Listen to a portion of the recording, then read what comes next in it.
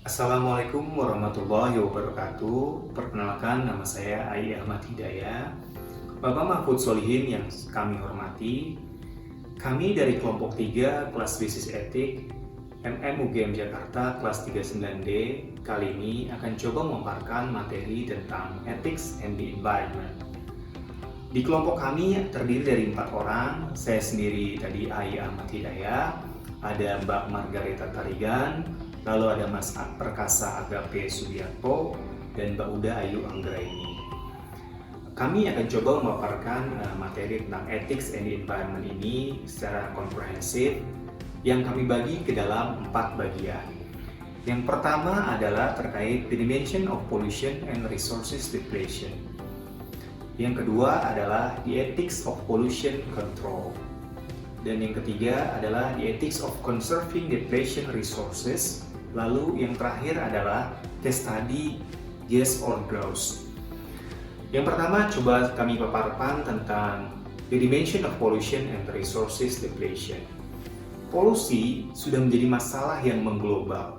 Di seluruh dunia, polusi menjadi tantangan bagi negara-negara bagaimana menekan tingkat polusi, bagaimana menghilangkan polusi, dan bagaimana polusi ini tidak berdampak buruk terhadap lingkungan dan masyarakat itu sendiri.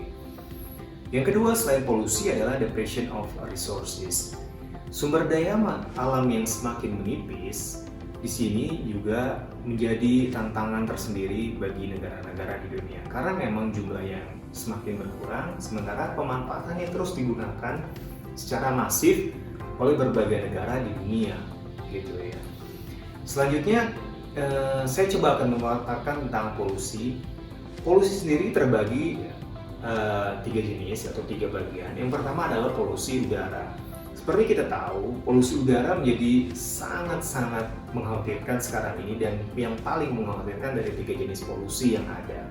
Jakarta sendiri termasuk salah satu kota di dunia yang sangat bermasalah dengan polusi udara karena memang tingkat kendaraannya yang sangat tinggi, mobilitas kendaraan sangat tinggi, dan di lingkungan di sekitar Jakarta pun banyak pabrik-pabrik yang memang mengeluarkan polusi terhadap udara. Yang kedua adalah polusi air.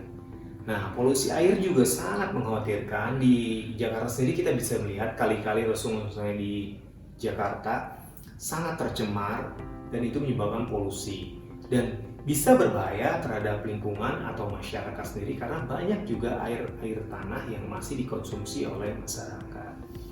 Yang ketiga adalah polusi tanah.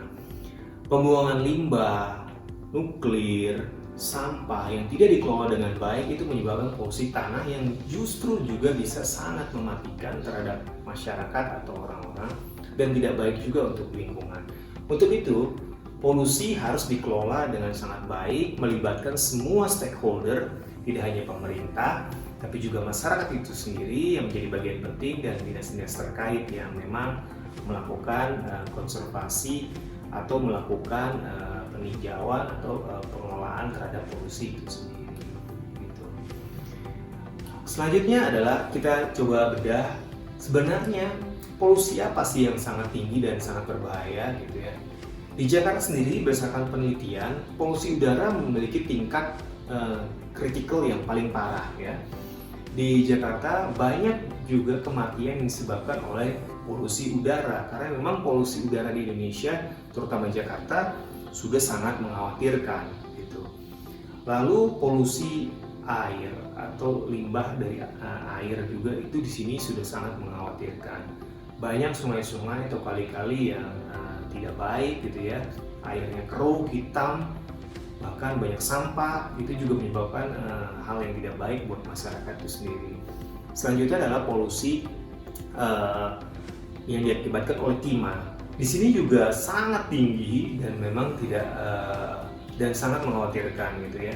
Lalu polusi di tempat kerja. Karena mobilitas yang sangat tinggi di kota-kota besar seperti Jakarta, polusi tempat kerja juga sangat membahayakan. Selanjutnya adalah depletion of minerals atau depletion of resources. Depletion of resources yang pertama yang juga sangat mengkhawatirkan adalah bahan bakar fosil. Indonesia sendiri termasuk negara yang sangat tinggi dalam mengimpor bahan bakar fosil ya, atau minyak atau mungkin imbalancing gitu, sehingga menyebabkan neraca perdagangan sering defisit. Karena memang jumlah resources bahan bakar fosil di Indonesia saat ini sangat terbatas, sehingga itu harus diimpor. Yang kedua adalah depletion of species and habit. Di sini juga salah satu contohnya adalah misalkan ikan.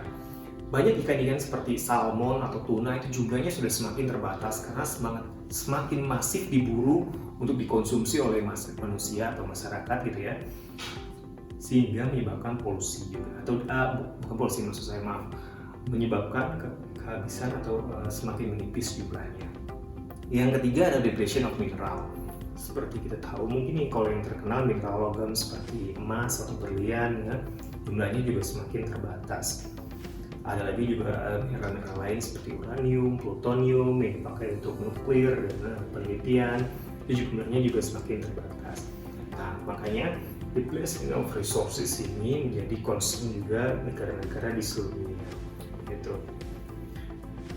Oke, untuk sebuah wilayah yang paling menyerap sumber daya di sini kalau berdasarkan penelitian adalah Amerika Utara. Jumlahnya mencapai 85%. Itu sangat mengkhawatirkan. Jadi penggunaan mineral di Amerika Utara itu sangat masif dan jumlahnya semakin menipis. Yang kedua adalah South America. Jumlahnya itu juga 76%. Dan ketiga adalah Asia, yaitu 75%. Itu juga sangat tinggi. Indonesia sendiri termasuk negara yang mengkonsumsi mineral atau menggali mineral sangat besar sehingga jumlahnya semakin terbatas. Seperti itu. Oke. Bagian selanjutnya akan dijelaskan oleh rekan saya. Terima kasih. Selamat siang, terima kasih Mas Rai. Saya akan lanjutkan untuk materi kita, yakni agenda yang kedua, yaitu etika dalam pengendalian polusi. Nah, etika dalam pengendalian polusi dalam hal ini disebut dengan etika ekologi, adalah sebuah etika yang mengklaim bahwa kesejahteraan dari bagian-bagian non-manusia di bumi secara intrinsik memiliki nilai tersendiri, dan karena adanya nilai intrinsik ini, kita manusia memiliki tugas untuk menghargai dan mempertahankannya. Nah, etika ekologi ini sendiri itu kita lihat di dalam diagramnya, itu ada dua hal, yang mana yang pertama, manusia dengan alam itu terdiri dari dua bagian besar. Yang pertama itu adalah ekosistem. Ekosistem itu adalah yang berhubungan dengan alam. Yang kedua itu adalah social system. Social system itu adalah yang mana manusia meng-create-nya hubungan manusia dengan manusia lain. Hubungan ekosistem dan social system itu keduanya saling berhubungan satu sama lain di dalam lingkungan kita yang disebut dengan ekosistem services. Seperti itu. Penghargaan terhadap alam didasarkan pada fakta bahwa masing-masing makhluk hidup berusaha mencari yang terbaik bagi dirinya sendiri. Sebagai bisnis ataupun sebagai perusahaan juga harus mengenali keterkaitan dan saling ketergantungan sistem ekologi di mana mereka beroperasi dan memastikan bahwa aktivitas mereka tidak akan melukai sistem yang sudah dibuat sedemikian rupa dan membantu menangani masalah polusi itu sendiri.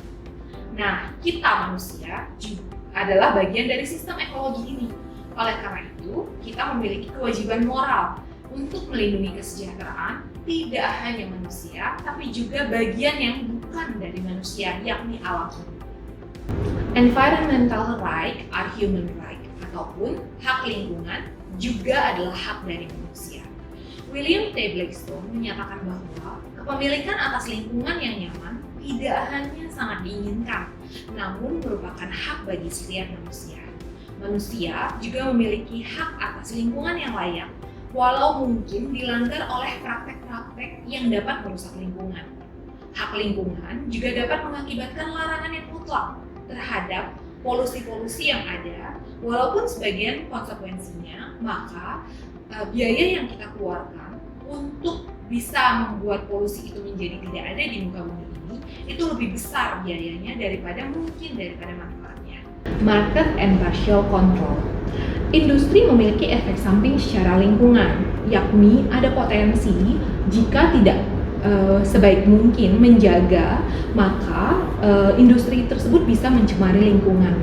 Akibatnya, harga pasar komoditas itu tidak lagi mencerminkan seluruh biaya produksinya, karena ada biaya lain yang harus dikonsider dari industri tersebut, yakni biaya-biaya yang diakibatkan dari polusi-polusi tersebut.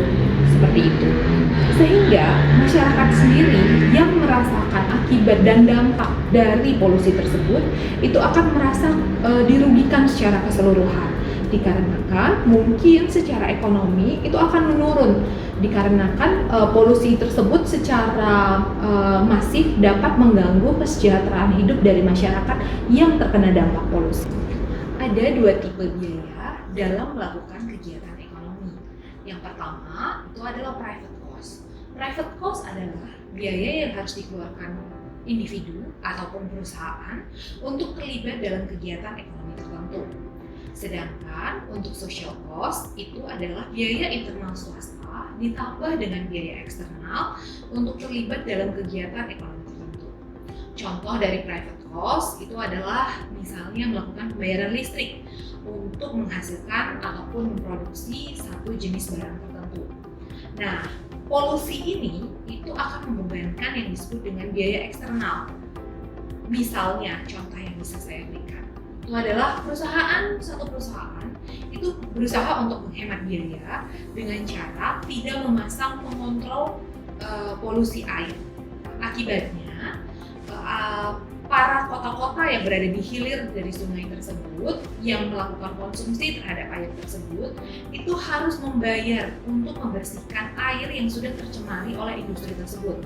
Sehingga muncul biaya eksternal yang harus ditambahkan ke dalam biaya pribadi ataupun private cost tadi untuk menentukan biaya sosial. Sehingga tingkat output yang efisien secara sosial dapat bisa kita tentukan. Apa yang menjadi tugas-tugas dari perusahaan yang sudah melakukan pencemaran? Yang pertama, perusahaan harus dengan sukarela membayarkan semua ganti rugi kepada masyarakat yang terkena dampak dari pencemaran tersebut. Yang kedua, itu adalah pencemar ataupun dalam hal ini industri itu harus menghentikan pencemaran pada sumbernya dengan memasang perangkat pengendali pencemaran. Biaya eksternal pencemaran lingkungan dijabarkan dalam biaya internal yang dibayar perusahaan untuk memasang pengendalian pencemaran itu sendiri. Keadilan dalam pencemaran. Ada dua keadilan dalam pencemaran. Yang pertama itu adalah keadilan retributif, yang kedua adalah keadilan kompensasi. Keadilan retributif yang mana mensyaratkan bahwa mereka yang bertanggung jawab dan mendapatkan keuntungan dari suatu cedera harus menanggung beban untuk memperbaiki cedera tersebut. Dan yang kedua, keadilan kompensasi mensyaratkan bahwa mereka yang terluka harus diberi kompensasi oleh mereka yang melukai dari pihak korbannya. Pada slide ini saya akan menjelaskan terkait pernyataan dari US Presiden Donald Trump pada waktu lalu kepada CNN mengeluarkan statement yang cukup fenomenal, yakni Donald Trump menyatakan bahwa I'm not a big believer in global warming. Menurut Trump, climate change itu hanyalah mistis, tidak eksis, dan juga hanya hoax yang cukup mahal. Hal itu cukup bertolak belakang dengan kenyataan di mana Amerika Serikat merupakan negara nomor 2 yang terbanyak yang memberikan pencemaran udara kepada seluruh dunia. Menurut laporan American Lung Association di 2018, lebih dari 133,9 juta orang di US tinggal di daerah yang tingkat pencemaran udaranya sangat tidak sehat. Dan US sendiri memproduksi 5,4 juta metrik ton emisi karbon dioksida per tahunnya. Sehingga boleh dikatakan bahwa Amerika Serikat boleh dibilang adalah salah satu penyumbang terbanyak untuk climate change yang ada. Namun presidennya mendinai pada pernyataannya yang terakhir di CNN sendiri. Baik, selanjutnya perkenalkan saya Perkasa Gami Subiakto akan menjelaskan tentang the ethics of conserving depletable resource. Konservasi memiliki artian yaitu menyimpan sumber daya alam untuk penggunaan di masa depan. Konservasi ini berpedoman pada masa depan yaitu mengenai kebutuhan dan ketersediaan sumber daya alam di masa yang akan datang oleh generasi masa depan. Manusia pada generasi saat ini diwajibkan untuk melakukan konservasi sumber daya alam yang tidak dapat diperbaharui seperti minyak dan mineral bumi. sehingga dapat tersedia bagi generasi masa depan manusia. Karena sumber daya alam seperti minyak bumi tidak dapat diperbarui, sehingga suatu hari nanti dapat habis. Maka satu-satunya cara untuk menyisakannya bagi generasi masa depan adalah melakukan konservasi, right of future generation, atau hak daripada generasi masa depan. Selanjutnya, dari hal tadi muncul isu bahwa kita sebagai generasi saat ini apakah memiliki kewajiban untuk melakukan konservasi sumber daya alam. Hal ini disebabkan karena manusia pada generasi masa depan memiliki hak yang sama dengan kita untuk dapat menikmati sumber daya alam yang saat ini tersedia terbatas. Karena hal tersebut, jika generasi saat ini menghabiskan sumber daya alam, maka sama saja dengan merampas hak dari generasi masa depan. Namun kemudian muncul pandangan lain bahwa generasi masa depan memiliki hak yang sama untuk dijadikan, itu merupakan sebuah kesalahan. Yaitu ada 3 pendapat yang mendukung pandangan ini. Yang pertama, tidak dapat dikatakan bahwa generasi masa depan memiliki hak karena mereka belum ada dan bahkan mereka mungkin tidak pernah ada. Kedua, jika generasi masa depan ini tetap memiliki hak, maka akan menjadi hal yang aneh jika kita harus mengorbankan seluruh peradaban hanya untuk kepentingan mereka. Sebagai contoh, jika kita masing-masing dari seluruh umat manusia termasuk generasi masa depan memiliki hak yang sama terhadap minyak bumi, kemudian hal tersebut dapat diartikan bahwa seluruh cadangan minyak bumi harus dibagi sama rata kepada setiap generasi, sehingga kita dan setiap generasi hanya akan mendapatkan jatah sedikit minyak bumi yang kemudian tentu tidak cukup untuk membangun sebuah peradaban. Dan yang ketiga, yaitu yang terakhir, dapat dikatakan bahwa seseorang memiliki hak jika orang tersebut memiliki kepentingan yang dilindungi oleh hak tersebut. Hal ini sesuai dengan tujuan daripada hak itu, yaitu untuk melindungi suatu kepentingan dari seseorang yang memiliki hak tersebut. Yang kedua selanjutnya adalah justice for future generation. Memang benar akan terjadi ketidakadilan jika generasi saat ini dibebani dan dibatasi demi kepentingan generasi masa depan. Namun menurut John Rawls, akan lebih tidak adil jika kita sebagai generasi saat ini tidak menyisakan apa-apa kepada mereka, yaitu para generasi masa depan. John Rawls berpendapat bahwa untuk menentukan seberapa adil dari konservasi sumber daya alam, maka mereka harus menempatkan diri pada posisi semula, yaitu setiap orang disarankan untuk berpikir seberapa besar sumber daya alam yang mereka simpan untuk generasi penerus, yaitu harus sama besar dengan apa yang mereka inginkan atau mereka klaim sebagai hak mereka dari generasi pendahulunya. Sustainability. Kesimpulan yang disampaikan oleh Rawls, Anfer, dan lainnya bahwa sampai pada kesimpulan kita memiliki kewajiban untuk melakukan apa yang kita bisa untuk memberikan peninggalan kepada generasi masa depan, yaitu dunia yang tidak lebih buruk dibandingkan dengan yang telah kita terima sebelumnya dari generasi pendahulu. Sustainability atau ketahanan ini memiliki makna sebagai kapasitas dari sesuatu harus tetap berfungsi untuk masa depan, yang berarti bahwa kapasitas dari sesuatu tersebut harus tetap dapat memenuhi kebutuhan dari generasi masa depan. Dalam konteks ini, environmental sustainability dapat diartikan sebagai kapasitas dari lingkungan alami untuk tetap memenuhi kebutuhan dari generasi saat ini tanpa mengganggu generasi masa depan untuk dapat memenuhi kebutuhannya juga. Economic growth. Beberapa pengamat lingkungan berpendapat jika memang kita memutuskan untuk membatasi penggunaan sumber daya alam yang tidak dapat diperoleh tadi dalam rangka konservasi, yaitu supaya generasi masa depan dapat kehidupan yang sama dengan kita, maka kita harus juga mengubah style atau gaya daripada ekonomi kita secara substansial, yaitu dengan menurunkan pertumbuhan ekonomi yang diinginkan. Para ahli ini mereka berpendapat bahwa dan mendesak agar negara ini merubah struktur ekonomi dari sebelumnya growth oriented dan industri padat modal menjadi industri padat karya, atau secara umum kalau kita bisa ambil bahasa sederhananya, menggantikan mesin dengan tenaga manusia. Perubahan ini kemudian memaksa terjadinya penurunan daripada produktivitas. Dengan demikian sumber daya alam yang digunakan tidak akan secara signifikan berkurang.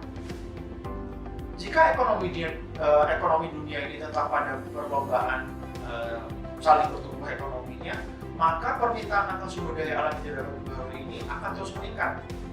Para pengamat berpendapat bahwa permintaannya terus meningkat ini tidak seimbang dengan ketersediaan sumber daya alam tadi, sehingga mereka mengklaim bahwa sumber daya alam akan dapat habis dalam waktu yang cepat.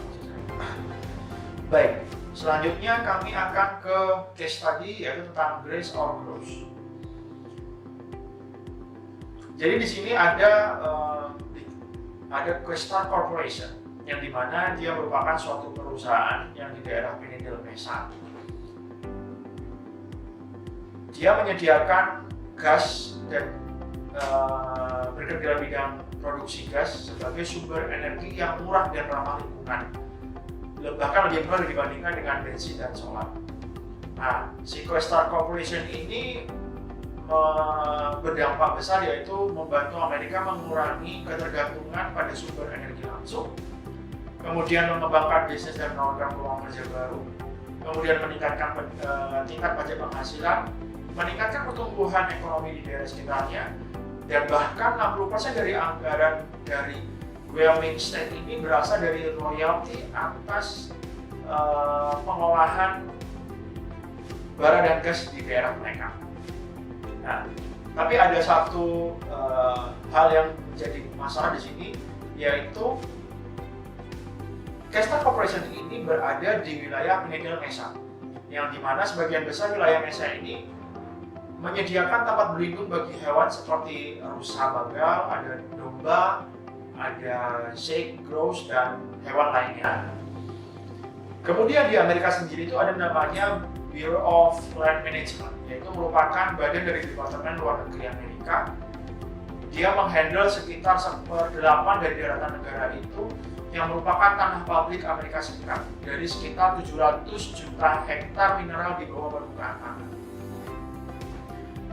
Bureau of Land Management ini mengatur tentang bagaimana pengelolaan atau bagaimana mengontrol industri-industri yang bergerak dalam bidang mineral terhadap aset-aset publik atau tanah-tanah publik.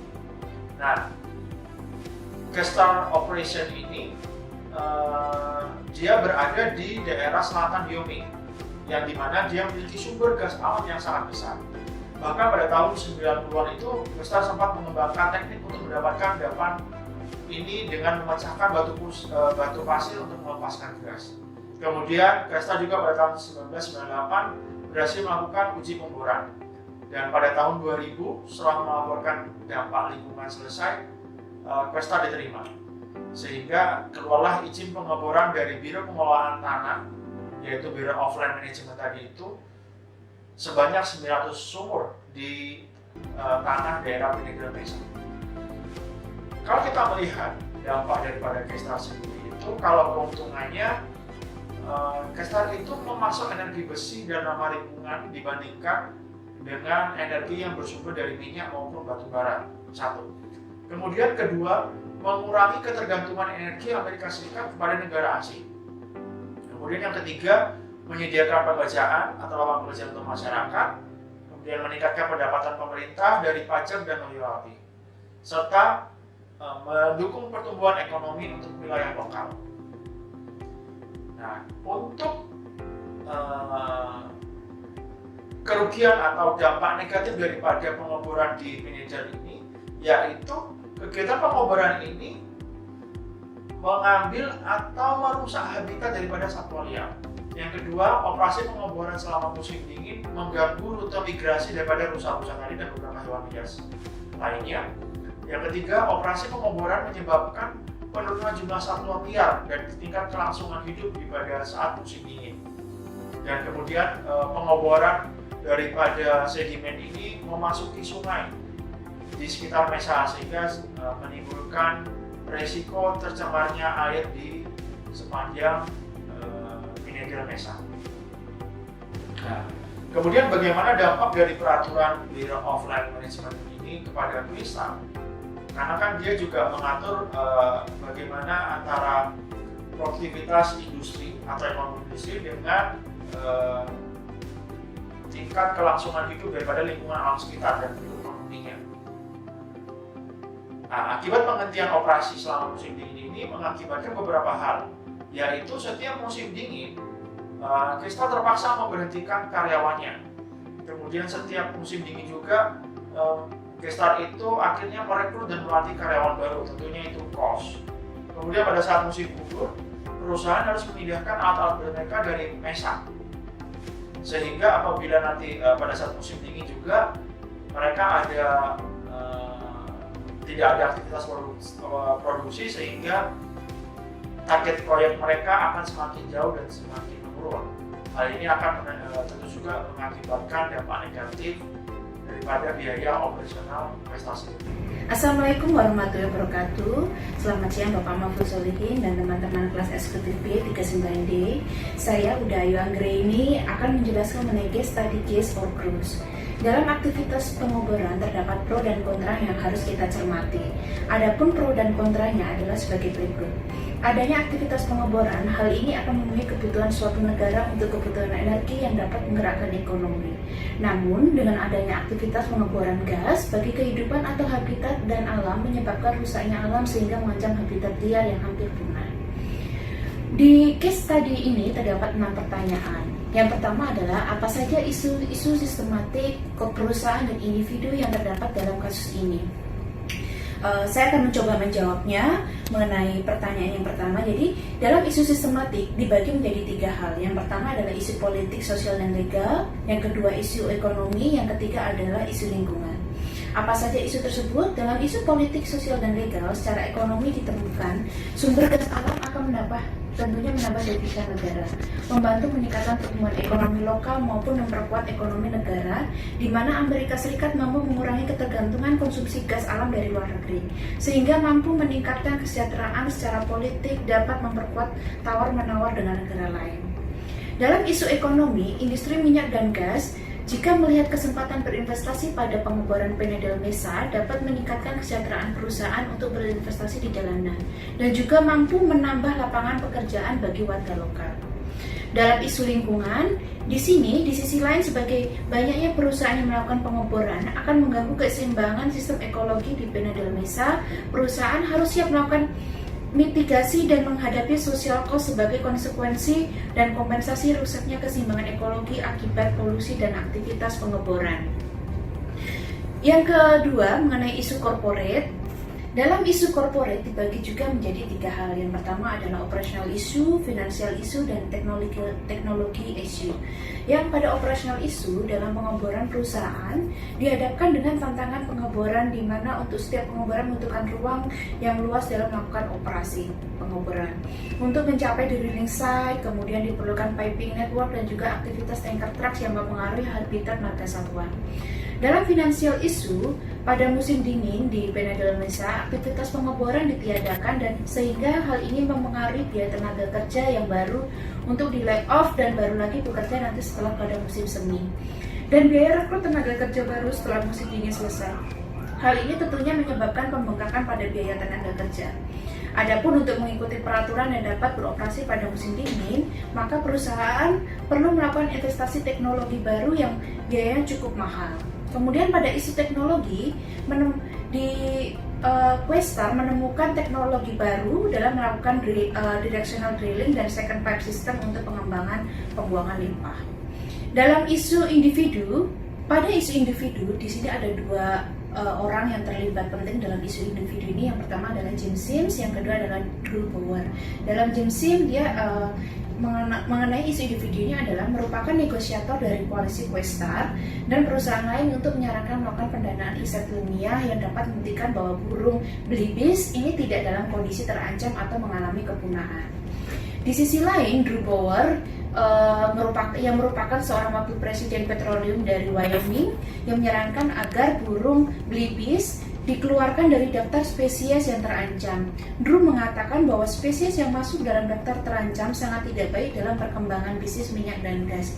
Jadi apapun cara yang dapat dilakukan untuk mencegah spesies tersebut didaftarkan merupakan hal yang baik bagi industri gas dan minyak. Pertanyaan kedua adalah mengenai bagaimana seharusnya satwa liar tersebut diperlakukan dan bagaimana seharusnya nilai tersebut dihadapkan pada kepentingan ekonomi perusahaan seperti Questar. Jadi hal ini merupakan hal yang sangat sulit untuk menentukan nilai spesies binatang liar ke dalam sistem ekonomi atau keuntungan perusahaan yang harus dicapai. Jadi namun jika ingin dinilai maka dapat diasumsikan dengan upaya atau biaya yang harus dikeluarkan untuk melakukan konservasi terhadap lingkungan dan binatang liar sebagai nilai yang dapat ditanggung oleh Questar. Ini sebagai kewajiban moral Questar terhadap habitat liar yang ada di Penedal Mesa. Maka jika terjadi ketidakseimbangan terhadap ekosistem yang terganggu, Questar juga turut bertanggung jawab terhadap hal tersebut. Untuk menilai habitat liar ini harusnya dilindungi tidak cukup hanya menilai dari segi cost dan benefit saja. Namun perlu adanya usaha dari setiap perusahaan yang beroperasi dalam aktivitas pengeboran untuk mencegah terjadinya kerusakan lebih besar dibanding yang diperkirakan dan juga untuk melindungi lingkungan hidup pada satwa tersebut dengan menjaga keseimbangan alam ekosistemnya. Pertanyaan ketiga mengenai mengingat ketergantungan ekonomi Amerika Serikat terhadap minyak dan menyoroti dampak lingkungan dari operasi pengeboran Questar, apakah Questar secara moral berkewajiban untuk menghentikan operasi pengeboran pada Penedal Mesa? Ini juga pertanyaan cukup rumit juga dari sisi Penedal Mesa untuk menjaga lingkungan hidup ataupun Questar sebagai perusahaan pengeboran minyak. Namun mengingat kebutuhan perekonomian Amerika Serikat terhadap minyak sangat tinggi, Questar tidak mungkin untuk menghentikan operasi pengeboran, tetapi Questar memiliki tanggung jawab moral untuk tetap menjaga lingkungan hidup di Penedal Mesa. Dengan hal ini dilakukan dengan cara mematuhi semua peraturan yang diberikan dan melakukan upaya pengembangan teknologi sehingga operasi pengeboran dapat berjalan efektif, efisien, dan ramah lingkungan. Pertanyaan keempat mengenai alternatif apa saja yang harus dilakukan oleh Questar dan apa yang sesuai dengan rekomendasi dari BLM bahwa Questar harus melakukan hal-hal sebagai berikut. Jadi sebenarnya ada beberapa alternatif yang disarankan oleh BLM kepada Questar agar dapat melakukan pengeboran di Penedal Mesa. Yang pertama adalah jalan atau sumur pengeboran dan struktur lainnya berlokasi sejauh 1/4 mil atau lebih banyak dari tempat berkembang biaknya burung belibis atau setidaknya 2 mil dari area bersarangnya burung belibis. Kemudian yang kedua adalah tidak adanya aktivitas pengeboran selama musim dingin. Yang ketiga, sebelum beroperasi, Questar sebaiknya melakukan kerjasama dengan ahli lingkungan untuk menemukan titik aman dan dioperasikannya habitat satwa liar. Yang keempat, dengan mendanai atau memfasilitasi program konservasi habitat. Yang kelima adalah apakah kelompok pemerhati lingkungan tersebut, pertanyaan yang keempat juga sebenarnya, apakah kelompok pemerhati lingkungan tersebut berperilaku tidak etis atau berperilaku etis pada kasus ini. Sebenarnya dari sini kita juga lihat bahwa kelompok pemerhati lingkungan tersebut juga tidak berlaku tidak etis kepada Questar, karena pada dasarnya Questar sudah mendapatkan izin dari pemerintahan Amerika Serikat untuk melakukan pengeboran di Penedal Mesa. Kemudian yang kelima adalah ada satu kasus yang menunjukkan perilaku tidak etis yang dilakukan oleh kelompok pemerhati lingkungan pada kasus ini, di mana kelompok pemerhati lingkungan yang tergabung dalam koalisi di Upper Green River Valley melakukan upaya penggagalan terhadap percobaan teknologi pengeboran baru yang sebenarnya Questar sudah mendapatkan izin dari pemerintah setempat maupun pemerintah lokal. Pertanyaan keenam, haruskah hilangnya spesies yang dihasilkan oleh pengeboran Questar dianggap sebagai masalah polusi atau masalah konservasi? Dan bisakah hilangnya spesies dengan dievaluasi sebagai biaya eksternal? Di sini hilangnya spesies yang dihasilkan oleh operasi pengeboran Questar dapat dianggap sebagai yang pertama adalah masalah polusi, karena operasi pengeboran menyebabkan pencemaran berupa pencemaran air disebabkan adanya sedimen pada saat pengeboran. Kemudian tentunya adalah pencemaran tanah dengan adanya merusak habitat satwa liar dan juga lalu lintas kendaraan operasional dan truk. Yang ketiga adalah polusi udara atau kebisingan yang disebabkan oleh pengoperasian rig pengeboran. Kemudian yang kedua, masalah konservasi karena BLM belum membuat batasan yang jelas mengenai pemanfaatan lahan dan pemanfaatan terhadap yang telah diterapkan berkaitan perlindungan satwa dinilai masih kurang. Di sini hilangnya spesies pada kasus ini dapat dievaluasi sebagai biaya eksternal. Di sini adalah tidak etikalnya adalah utilitarismenya tindakan dan kebijakan tersebut perlu dievaluasi berdasarkan keuntungan dan biaya yang disebabkan atau dibebankan pada masyarakat. Demikian mengenai study case mengenai case Earth Growth dari kelompok 3. Terima kasih atas perhatiannya. Semoga apa yang kami sampaikan di sini membantu teman-teman dalam memahami chapter mengenai bisnis etik dan lingkungan hidup. Terima kasih. Wassalamualaikum warahmatullahi wabarakatuh.